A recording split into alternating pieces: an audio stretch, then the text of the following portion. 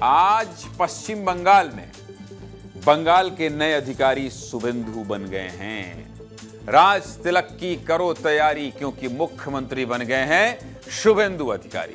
कहते हैं किसी चीज को शिद्दत से चाहो तो पूरी कायनात उसे तुमसे मिलाने में लग जाती है। जितनी शिद्दत से बंगाल को बीजेपी ने चाहा है, उतनी शिद्दत से शायद किसी ने नहीं चाहा होगा।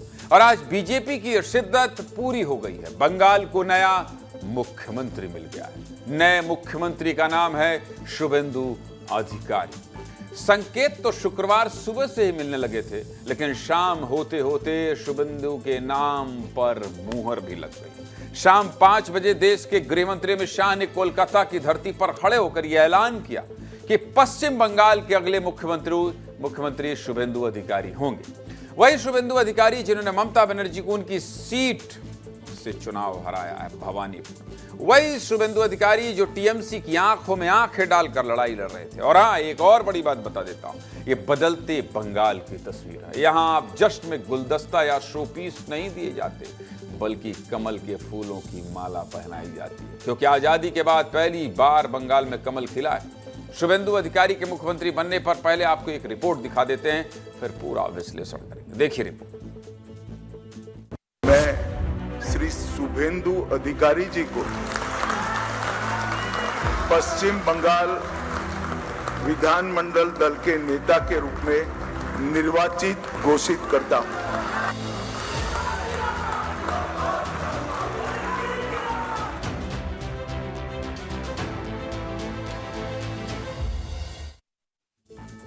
इस ऐलान के बाद जब अमित शाह अपना भाषण देने के लिए खड़े हुए तो उन्होंने शुभेंदु अधिकारी की तरफ इशारा किया, जिसके बाद शुभेंदु अधिकारी भी अमित शाह के सम्मान में खड़े हुए। अमित शाह ने मंच से शुभेंदु अधिकारी की तारीफ भी की। सुनिए अमित शाह ने क्या कहा। शुभेंदु भाई को बहुत बहुत शुभकामनाएं देता हूं कि आप सफल होइए और बंगाल के जनता के पूरी आकांक्षाओं को, आशाओं की पूर्ति का आप माध्यम बनिए। शुभेंदु को मैं लंबे समय से जानता हूं, संघर्षशील व्यक्ति है शुभेंदु जी। एडमिनिस्ट्रेशन को भी देखा है और टीएमसी के दूषणों को भी देखा है। यहां पर सुशासन देने में हमारी टीम के साथ शुभेंदु जी सफल होंगे, इसका मुझे पूरा विश्वास है। आपको याद होगा 24 अप्रैल को अमित शाह ने एक वादा किया था, कहा था कि बंगाल का अगला मुख्यमंत्री बंगाल की धरती से होगा, बंगाली मीडियम से पढ़ा होगा और बंगाली अस्मिता का रक्षक होगा। अमित शाह ने सिर्फ अपना 24 अप्रैल का वादा पूरा नहीं किया, बल्कि इस बात को भी बता दिया कि बंगाल की सत्ता अब सही हाथों में है और अब चुन चुनकर घुसपैठियों का हिसाब किया जाएगा। सुनिए।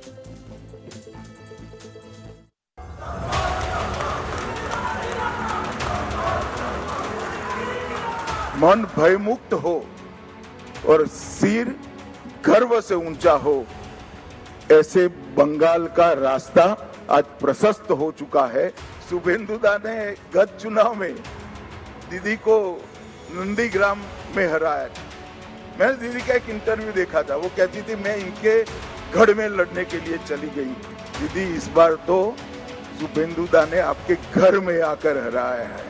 भाजपा के शासन में ना एडमिनिस्ट्रेशन का राजनीतिकरण होगा, ना राजनीति का अपराधीकरण होगा। ये हमारा बंगाल की जनता को वादा है। बहुत समय के बाद एक दिन आया है कि नीचे भी कमल है, ऊपर भी कमल है। अब विकास को कोई नहीं रोक सकता।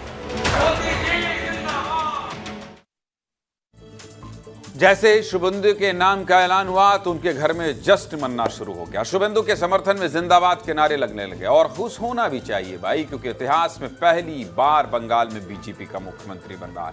शुभेंदु अधिकारी की पहली प्रतिक्रिया क्या थी, चलिए वो भी आपको सुनवा देते हैं। देखिए। राष्ट्रीय अध्यक्ष के प्रति आभार प्रकट करता हूं, अमित शाह जी के प्रति आभार प्रकट करता हूं। प्रधानमंत्री जी का आशीर्वाद लेते हुए विधायक दल का निर्वाचित हुआ हूं। मुख्यमंत्री तो शुभेंदु अधिकारी बन गए, लेकिन इस मुकाम तक पहुंचना ना उनके लिए आसान था ना बीजेपी के लिए आसान था, क्योंकि जो पार्टी 2014 तक बंगाल की राजनीति के अस्तित्व में ही नहीं थी, जिस पार्टी की केंद्र में सरकार होने के बावजूद बंगाल में 0 सीट थी, उस पार्टी ने आज राज्य को नया मुख्यमंत्री दिया। सिर्फ नया मुख्यमंत्री नहीं दिया, बल्कि एक नई उम्मीद दी है कि बंगाल के लोगों अब आपका राज्य बदलने वाला है। लेकिन जैसा आपसे पहले कहा, मुख्यमंत्री की इस रेस में शुभेंदु अधिकारी अकेले नहीं थे। दावेदारों में 5 नाम सबसे आगे थे। महिला नेताओं में अग्निमित्रा पॉल का नाम सबसे आगे चल रहा था। प्रदेश अध्यक्ष समीक भट्टाचार्य का भी नाम था। पूर्व प्रदेश अध्यक्ष दिलीप घोष का भी नाम था। रूपा गांगुली का भी नाम था। लेकिन इस सब नामों को पीछे छोड़कर शुभेंदु अधिकारी को बंगाल का किंग बनाया गया है। जैसे ही अमित शाह ने औपचारिक रूप से शुभेंदु अधिकारी के नाम का ऐलान किया, तो बंगाल बीजेपी में भी जश्न शुरू हो गया, क्योंकि बीजेपी में भी ऐसे बहुत से विधायक थे जो ये मानते थे कि शुभेंदु अधिकारी मुख्यमंत्री के रूप में सही व्यक्ति होंगे। शुभेंदु के मुख्यमंत्री बनने के बाद बीजेपी के नेताओं ने क्या कहा है, ये भी सुना देते हैं, सुनिए।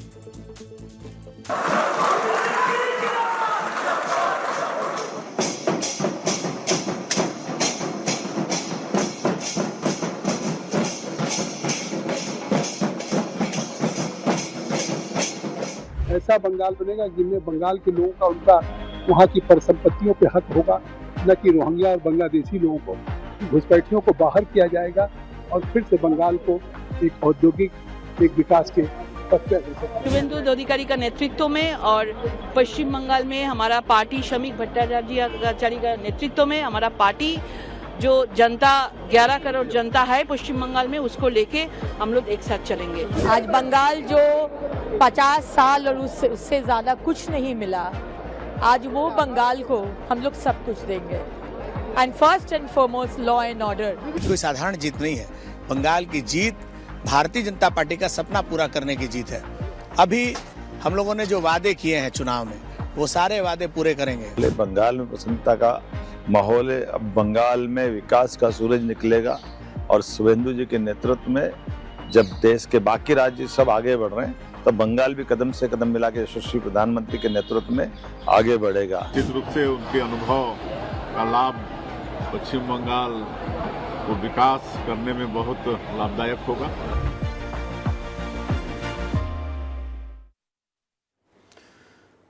ऐसा नहीं है कि शुभेंदु अधिकारी है और रातों रात उनका मुख्यमंत्री बना देना सब कुछ तय था। शुक्रवार सुबह से ही ये संकेत मिलने लगे थे कि भैया मुख्यमंत्री तो शुभेंदु अधिकारी ही बनेंगे। जब शुक्रवार सुबह अमित शाह कोलकाता एयरपोर्ट पर उतरे, तो उनका स्वागत करने के लिए सबसे आगे शुभेंदु अधिकारी खड़े हुए थे।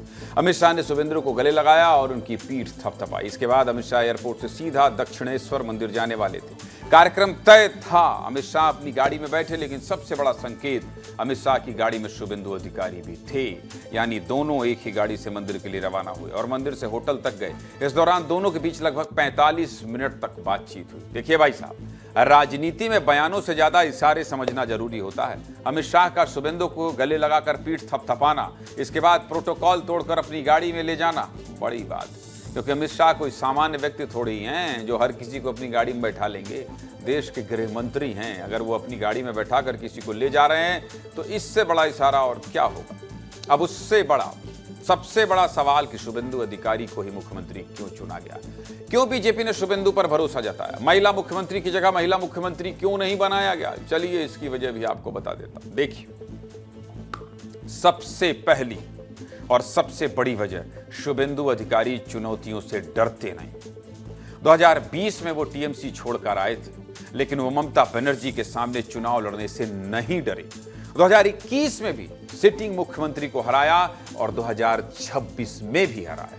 यानी उनकी इमेज एक योद्धा वाली है। दूसरी सबसे बड़ी बात, पूर्वी मेदिनीपुर और पूरे बंगाल में उनकी हिंदू वोटों पर अच्छी पकड़ है और इस बार बंगाल में हिंदुओं को एकजुट करने में उनका बहुत बड़ा हाथ है। तीसरी महत्वपूर्ण बात, टीएमसी से आने के बावजूद उन्होंने बीजेपी के संगठन के लिए काम किया है, संगठन के प्रति अपना समर्पण दिखाया है। पार्टी के ग्राउंड लेवल पर वो सबसे प्रभावी चेहरा साबित हुए हैं और इस समर्पण का इनाम उन्हें बीजेपी ने दिया है। चौथी बात भी बता देता हूं, बीजेपी के हाईकमान को शुरू से शुभेंदु पर भरोसा है और ये भरोसा उन्होंने मेहनत करके कमाया है, मेहनत करके। 2021 से ही बंगाल बीजेपी का सबसे बड़ा और सबसे मशहूर चेहरा शुभेंदु है। पांचवी जरूरी बात, वो लोकल बंगाली हैं।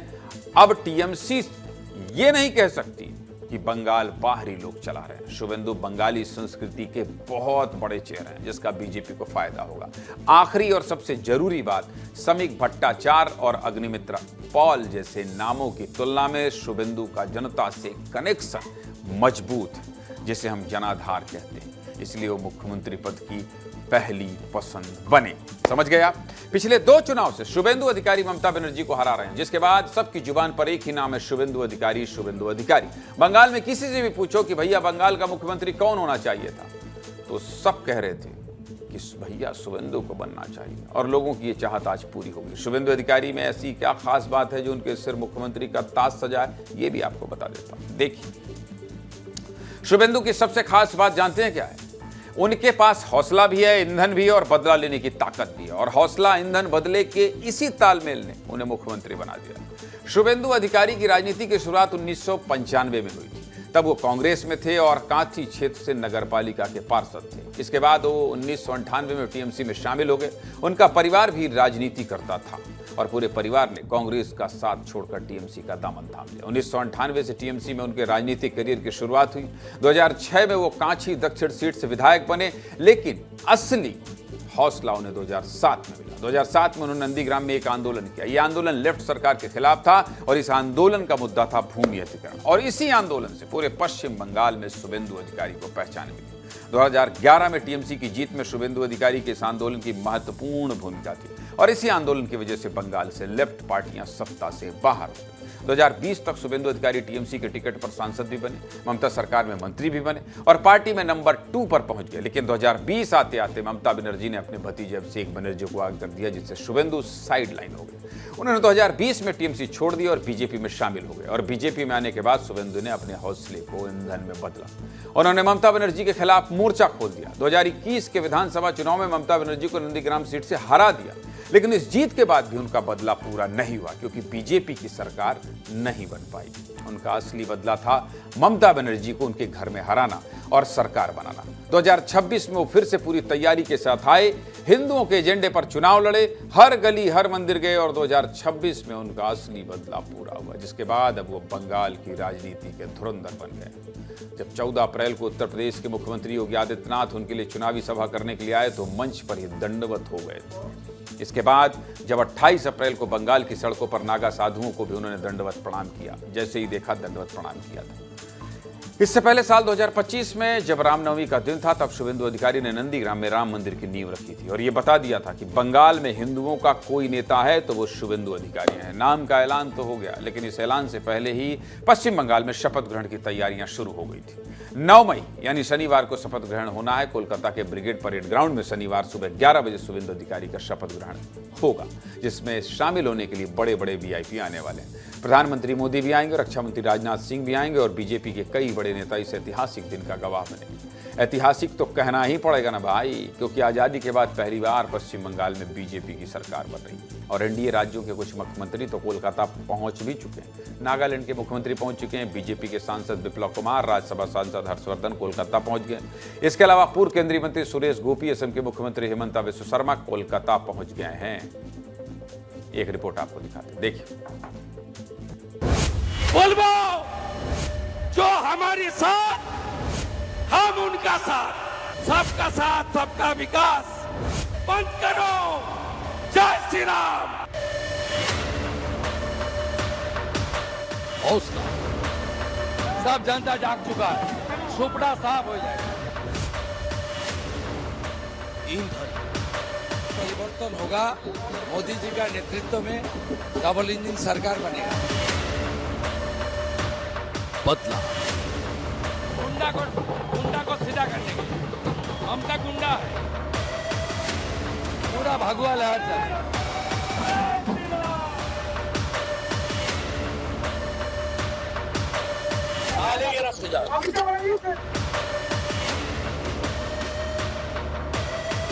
इसको हम लोग प्रणाम करते हैं। यह दुर्गा का स्वरूप है, दुर्गा का स्वरूप है।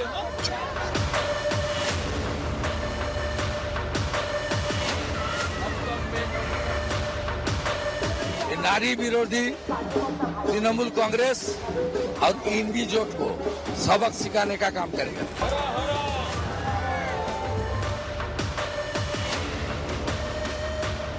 ममता बनर्जी फिर एक बार मेरा सामने उनको हार स्वीकार करने पड़ेगा भवानी को। इस वक्त की बड़ी खबर आ रही है, जरा मैं उसको ब्रेक कर देता हूं। ब्रेक कीजिए भाई। राज्यपाल से शुभेंदु अधिकारी की मुलाकात हो गई है। लोक भवन में राज्यपाल सीवी आनंद बोस से मुलाकात हो गई है शुभेंदु अधिकारी की। राज्यपाल से मिलकर सरकार बनाने का दावा पेश कर दिया है। कल 11 बजे शपथ लेंगे शुभेंदु अधिकारी। कोलकाता से इस वक्त की बहुत बड़ी खबर आ रही है और ये तस्वीर देखिए, आपको हम सीधी तस्वीर दिखा रहे हैं कि राज्यपाल से मिलकर सरकार बनाने का दावा पेश कर दिया है। और देखिए, जो बीजेपी के प्रदेश अध्यक्ष भट्टाचार्य हैं उनका हाथ पकड़कर वो ला रहे हैं। उनके साथ आपको भूपेंद्र यादव भी दिखाई दे रहे हैं। और राज्यपाल से मिलने के बाद सरकार बनाने का दावा पेश कर दिया। शुभेंदु अधिकारी ने अपनी टीम के साथ वहां पहुंचे हैं और आपको सीधे लेकर चलता हूं मैं कोलकाता, क्योंकि कोलकाता में अब क्या मुलाकात अमित शाह से फिर करेंगे शुभेंदु अधिकारी। और आप कहां हैं अमृत तिवारी? आप किसी होटल के बाहर खड़े हैं। ये कौन सा होटल है? क्या ये वही होटल है जहां अमित शाह ठहरे हुए हैं? और क्या शुभेंदु अधिकारी यहां उनसे मुलाकात के लिए आ सकते हैं? आपके पास क्या इनपुट है, जरा बताइए जल्दी से। ज्ञानंद जी, मैं यहाँ नोवेटल होटल में हूँ और यहाँ पे गृह मंत्री पहले से मौजूद हैं और थोड़ी देर पहले, जस्ट पहले यहाँ पे शुभेंदु अधिकारी पहुँचे हैं उनसे मुलाकात करने के लिए। और उनके साथ, उनके अलावा शमीक भट्टाचार्य भी पहुँचे हैं, सुकांतु मजूमदार भी हैं और इंतजार है भूपेंद्र यादव का माना जा रहा है वो भी थोड़ी देर में वो भी पहुँचेंगे। मोहन चरण मांझी भी चूँकि पहुँच चुके हैं यहाँ पे और चूंकि यहाँ पे बैठक होने वाली है। और एक और अहम जानकारी है कि शुभेंदु अधिकारी की गृह मंत्री अमित शाह के साथ रात्रि भोज भी, यानी कि डिनर भी उन्हीं के साथ यहाँ पे वो करने वाले हैं। और इस दौरान जो ये तमाम नेता पहुँच रहे हैं, एक बड़ी अहम बैठक होने जा रही है। बैठक में सरकार की दशा और दिशा क्या होगी, साथ ही साथ मंत्रिमंडल में किस तरह के लोग रहेंगे, कैसे कैसे उनका कोऑर्डिनेशन किया जाएगा, प्रभार किस तरह से बांटा जाएगा, यहाँ तक की चर्चा होने की बात कही जा रही है। अभी थोड़ी देर पहले और भी जो कि लीडर आने वाले हैं, जिसमें भूपेंद्र यादव की बात कही जा रही है। तो अभी थोड़ी देर पहले शुभेंदु अधिकारी पहुंचे और ये माना जा रहा है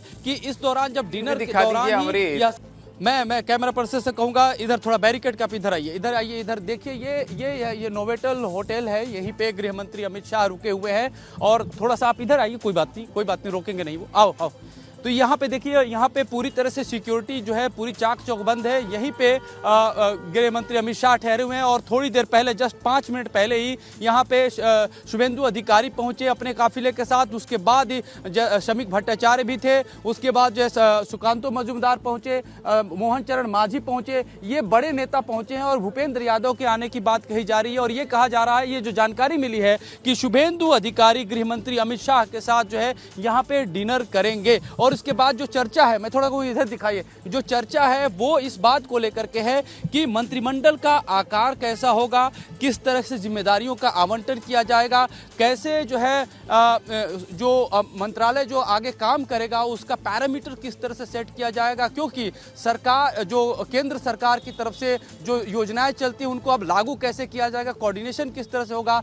बीजेपी ने अब चुनाव लड़ रही थी तो बहुत सारे ऐसे वादे किए थे जिसको लेकर के विपक्ष भी उपहास उड़ा रहा था। तो उन योजनाओं को कैसे लागू किया जाए, क्योंकि इस बैठक पर नजर बनाए रखिए अमृत, इस बैठक पर नजर बनाए रखिए और जो भी अपडेट होगा विस्तार न्यूज के दर्शकों को सबसे पहले पहुंचाइएगा। फिलहाल आपका बहुत बहुत धन्यवाद।